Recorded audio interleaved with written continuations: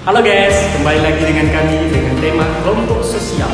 Nah, di sini kalian pasti sering mendengarkan apa itu tentang kelompok sosial. Nah, di sini kami akan menjelaskan sedikit tentang kelompok sosial ini. Jadi kalian dengar dengan seksama ya. Kelompok sosial ini pasti berhubungan langsung dengan manusia. Nah, manusia ini adalah makhluk individu yang tidak bisa hidup tanpa manusia yang lainnya. Terjadinya hubungan antara individu-individu ini, maka lahirlah yang namanya kelompok sosial. Nah, di dalam sosiologi ini ada 4 definisi tentang kelompok sosial. Yang pertama, kumpulan manusia yang secara fisik berdekatan. Definisi ini sering disebut dengan agresivitas dan kolektivitas. Yang kedua, sejumlah orang yang memiliki ciri tertentu. Definisi ini sering disebut dengan kategori. Yang ketiga, sejumlah orang yang memiliki pola hubungan yang berstruktur, terorganisasi, serta terjadinya secara berulang-ulang dan teratur. Yang keempat, setiap kumpulan orang yang saling berinteraksi berdasarkan kesadaran bersama anggotanya. Kesadaran ini dibangun atas dasar nilai dan norma sosial tertentu. Kemudian proses terbentuknya kelompok sosial. Proses terbentuknya kelompok sosial itu terjadi karena adanya naluri manusia untuk selalu hidup bersama. Kemudian ada dua hasrat pokok yang dimiliki manusia sehingga ia terdorong untuk berkelompok. Yang pertama, hasrat untuk bersatu dengan manusia-manusia lain di sekitarnya. Yang kedua, hasrat untuk bersatu dengan situasi alam sekitarnya. Baik, nama saya Fathia Ganda Masum. Selanjutnya saya akan menjelaskan tentang macam-macam kelompok sosial. Yang pertama ialah kelompok kekerabatan. Dasar kekuatan ikatannya adalah sistem kekerabatan terdiri dari anggota keluarga, termasuk pula atas dasar persamaan pekerjaan atau status sosial dalam masyarakat.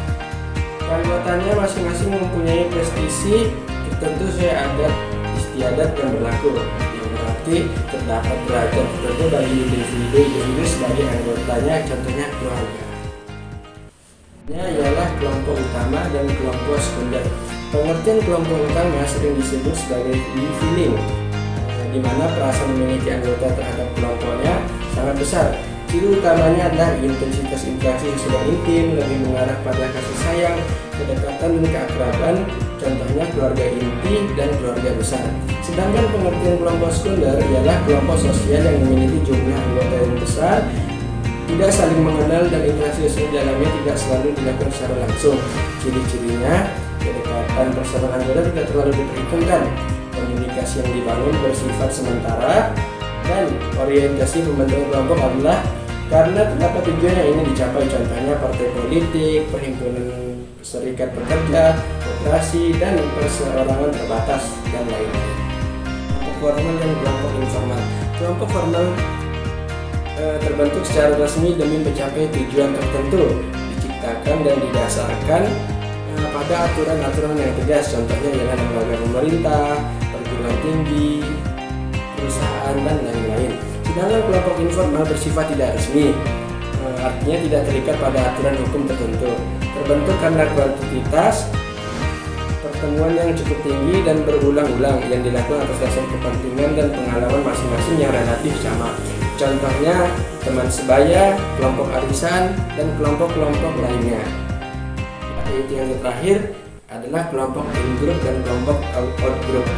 Kelompok in-group suatu kelompok masyarakat yang disebut sebagai kita yang mempunyai tujuan yang sama atau harapan yang sama. Contohnya ialah tim sepak bola, tim basket, ataupun semuanya yang menyangkutkan kerjasama. Yang kedua ialah kelompok out-group. Seseorang yang dianggap lawan, ciri-cirinya bertentangan dengan kelompok in-group tadi. Mereka tidak akan menyukai apa yang dilakukan oleh kelompok in-group. Contohnya ialah kelompok pendukung tim sepak bola yang berbeda antara Indonesia dan Malaysia. Baik, itu tadi ialah macam-macam kelompok sosial, dan hanya itu yang bisa saya sampaikan. Kurang lebihnya mohon maaf. Assalamualaikum warahmatullahi wabarakatuh.